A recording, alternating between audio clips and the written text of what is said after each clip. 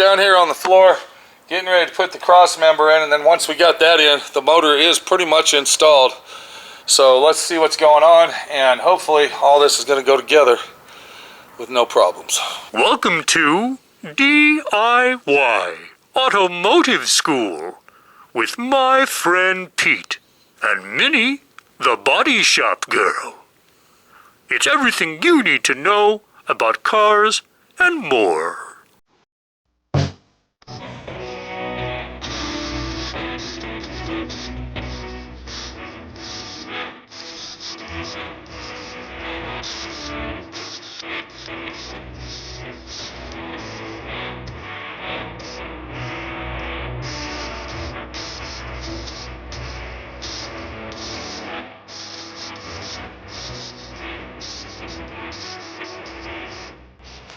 Alright, so we got our cross member, and the real situation is that the cross member is a little bit tricky to put in the frame, but what we did is we took our floor jack, we got a 4x4 block right here, and what that's doing is we jacked it all the way up inside the car as far as it would go to where it was actually picking the car up. And then we're going to take our cross member, which is a little bit tricky, but it'll fit, and we're going to go like this, and then if Norm can go ahead and tap that in there, and it should pop right in place. Now, a lot of guys think that this should be bolted on the bottom of the frame.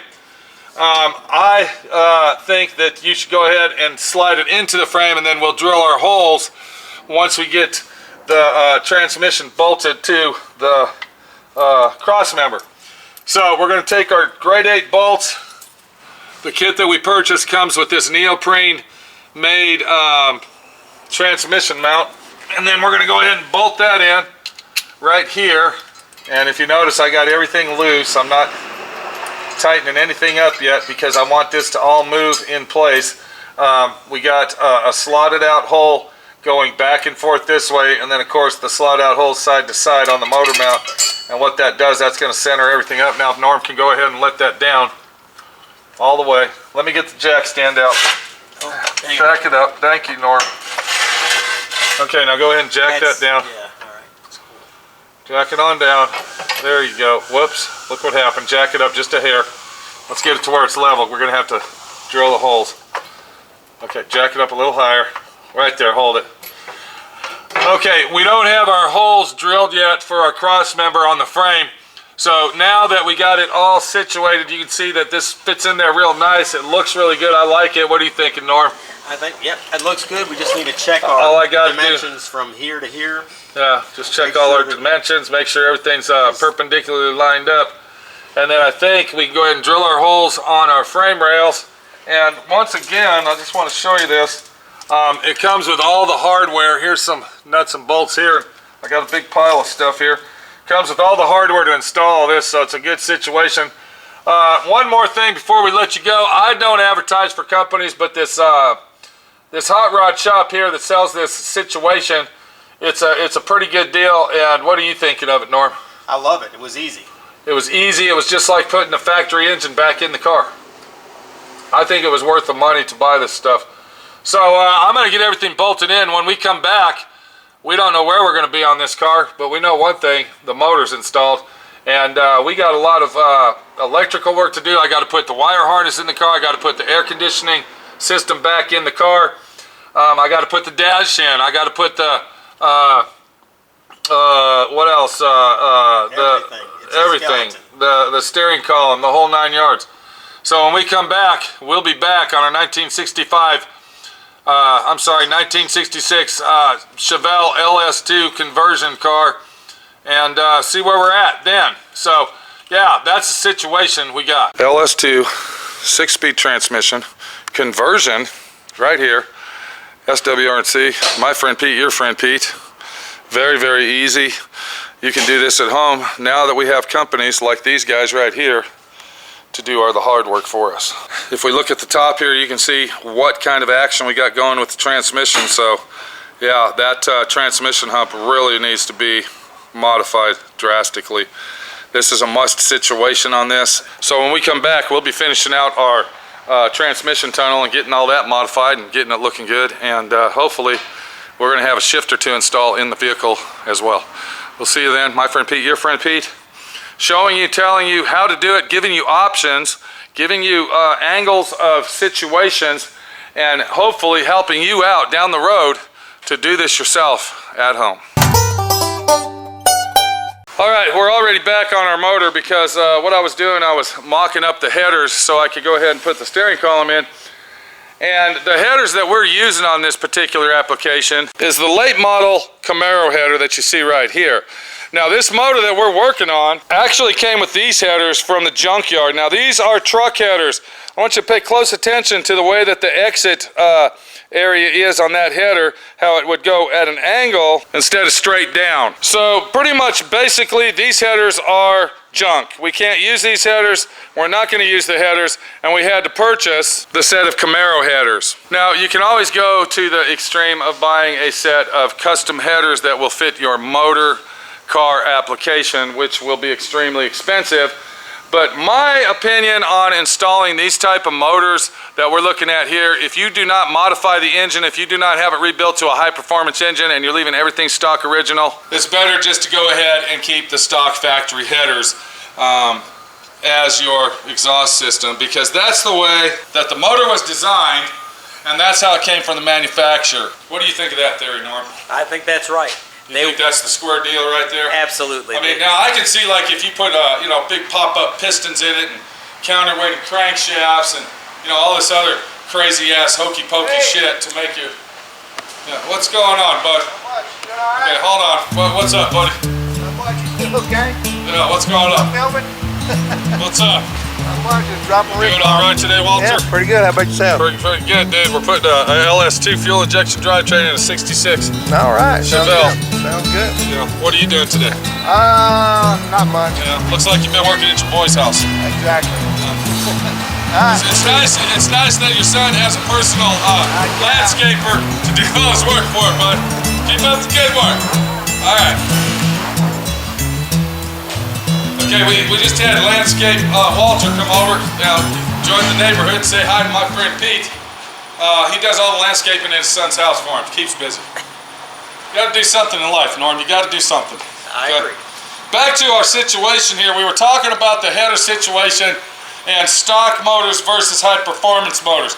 If it's a stock original motor, keep everything as stock as possible. It's going to make your motor run proper. It's going to make your motor run to the fullest and most extreme extent and get you the best gas mileage possible. Am I correct, Norm? You're correct. We don't know any more than the engineers that designed these, that's for sure. Yeah. So we're going to go ahead and stick with the factory exhaust on that. Now the situation we have on that is that we went ahead and test fitted the exhaust. If Norm can grab this one right here and just kind of set it up there, and we're going to show everybody what the problem was. Now look real close where the header is right here next to the frame. And you can see that it's like a 32nd of a 16th away. So what's going to happen is that's going to vibrate. So what I got to do is cut off approximately 3/16 to 1/4 inch of this right here so it will clear the frame rail. And I got to do that on both of them. So once again, what we're going to do is we're going to use our electric angle grinder with a cutoff wheel to go ahead and cut the meat off of that. I'm going to take a magic marker and we're going to get her cut. Norm's going to help me with that. He's going to hold it while I cut it and everything should go okay. If you can just, there you go, right there, Norm.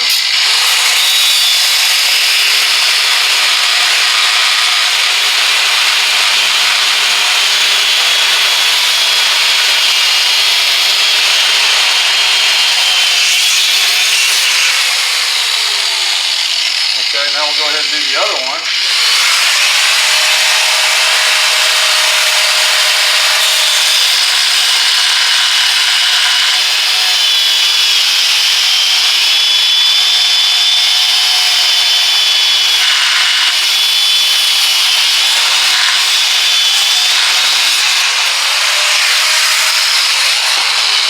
Alright, now that we cut that off, what I'm going to do, I'm going to go ahead and take my angle grinder here. This is just a little 2-inch grinder. It's called a Rollo Lock. It's a 36 grit. And we're just going to clean up the sharp edges.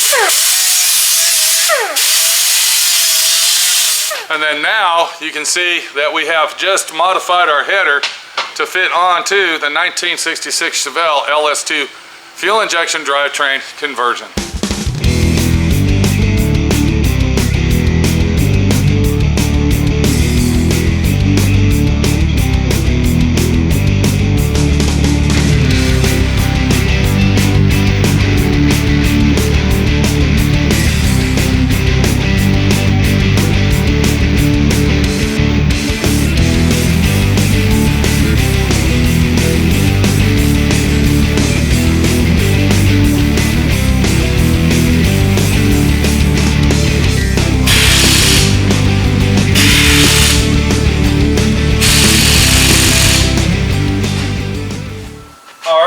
you think, Norm? Look what we got Plenty now. of clearance now. I think there's more than enough clearance there, and I think it's going to work out good. So now if we look down there, you can see that there's more than enough clearance. I'd say that's almost a 1/4 inch clearance, Norm. Yes, sir. And I think it's going to work out awesome, dude. So we're going to get the other header on and then move forward as we install our LS2 into the 1966 Chevelle.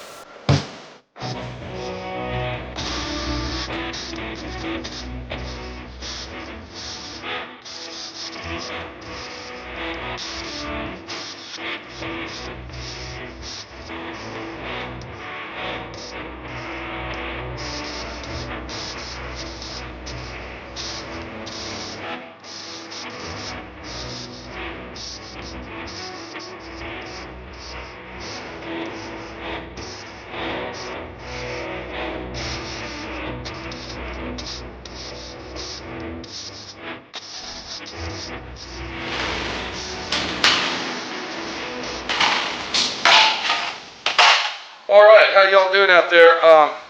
We're over here at D.I.Y. Auto School today, and what we're doing, we're working on our 66 Chevelle over here, if you can look, and we're doing the LS conversion. So we got the motor and transmission in, but on the 66 Chevelle, the doghouse, the transmission tunnel you might call it, some people call it a doghouse, some people call it transmission tunnel, you know, floor hump, whatever you want to call it.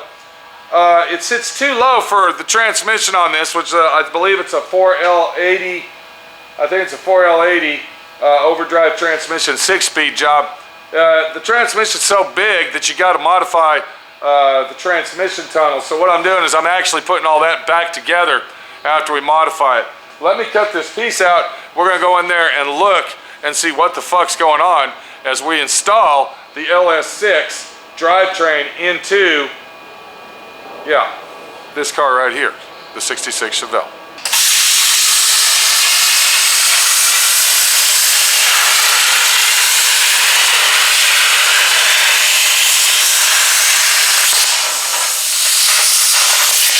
All right, we got that cut out, and what I'm doing, I'm taking these right here, and then I'm taking it just like this, and I'm wrapping it around, because if you've been watching this video set from the beginning, I had to cut slices in it this way, and then I had to pull it back. You can see how much taller and wider we had to make this doghouse to fit for our transmission to fit in here, and it's all the way from back here all the way up. So I'm forming my doghouse, my transmission tunnel, back to where I want it, and then I'm taking this right here. You see what I'm doing? I'm going about an inch down below where the slice is, and then I'm going back like this. Now, the deal is when you cut this out, even right here, you can see there's a gap and there's a gap here. So it's going to be real hard to butt weld that back together, especially since we had to raise the doghouse up and reform it.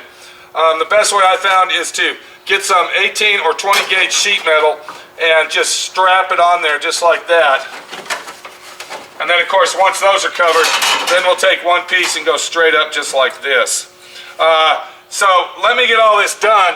And that's the situation you have when you're installing one of these transmissions, is that you have to modify everything that you do. It's kind of like, you know, let's do this step first, then we're going to do that step. And it's just taking each step individually and going with it. Do you understand what I'm saying? You're just going with it and doing what you got to do to get this to work. You can see how I laid this under here, so it'll lay down on top of that, and then I can weld that one up.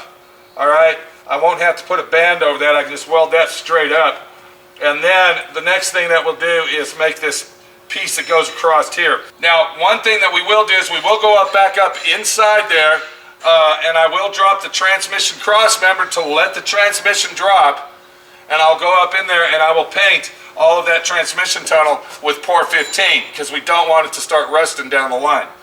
This is actually under the carpet and all the insulation. You'll never see that. And even if you looked up inside the car, you would never see it underneath as well. You can see that the transmission sits very, very close, and it's a very tight fit. So I'm not worried about what it looks like My main concern is to make sure that it's an airtight situation, that it's welded up nice and strong, and it holds together. That's the situation we have with this type of a repair. Are the welds good looking enough to go with? Yes, they are. As long as the welds don't leak and don't have air pins or air holes in them, you're going to be fine. The way that I'm welding this on here, I'm just doing a nice quick weld straight across so I don't burn holes in it and I don't create more welding than necessary. And then after that, what I'll come do is I will take some two-part epoxy sealer, and I will seal each individual seam throughout here so it will make it an airtight situation. So I'll go ahead and I'll hold this right there just like that, and then I'll take my welder and I'll go ahead and spot weld it, making sure that it's in the middle. Once again, we're not looking for prettiness here, we're looking for durability.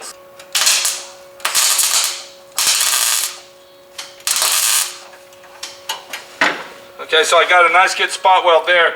And then what I'll do is I'll strap it across here, all the way over to the other side, and I'm going to find out where my piece of metal is going to stop. I'm going to have to grind that down to bare metal. And you can't see this side over here. So bear with me and we'll get back to it. And then I'm going to strap that across there just like that. I'm going to take my hammer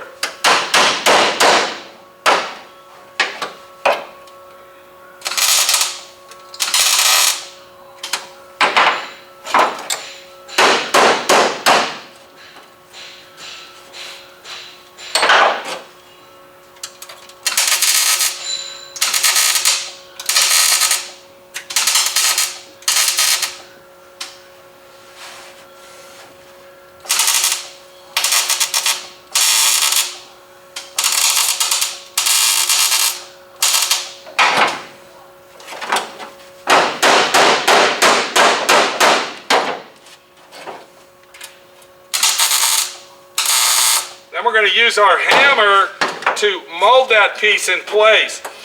Once we've stretched it out and we got it on there, now we can go ahead and hammer and dolly it and weld it.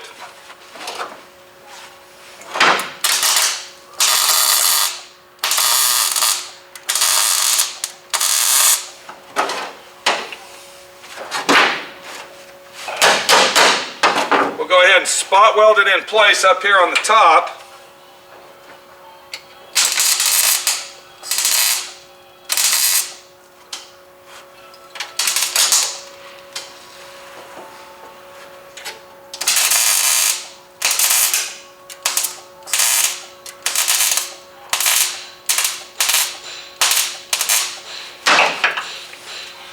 And then we're just going to work our way around as we hammer and dolly it down to fit so we can weld it on. You can basically see how it's going to fit on there as you're going.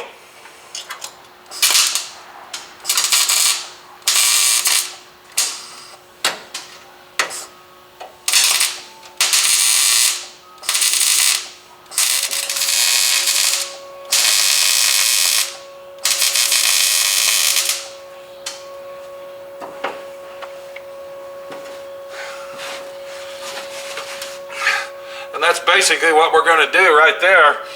Just strap it across. We'll weld this one up here. Then I'll put a piece across there. What you're seeing smoking right there is the owner, him and his dad, went ahead and poured 15 and painted the bottom of the vehicle. And yeah, so that's the paint that's burning off. And we're going to have to really watch that. But that's basically what's going on here. So let me get this fucking thing done. We're going to look at it when it's all done and said. And as we're moving down the line, installing our LS2 fuel injection drivetrain into our 1966 Chevelle. A lot of work, a lot of fucking situations going on, but we're going to get it done. We're going to get it done one way or the other.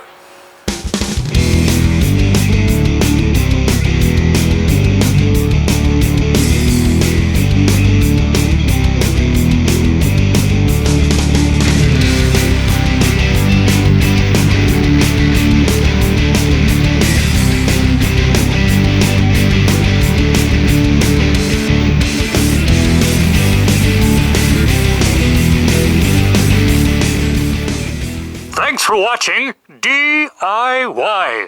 Automotive School. Classes don't stop till you know everything.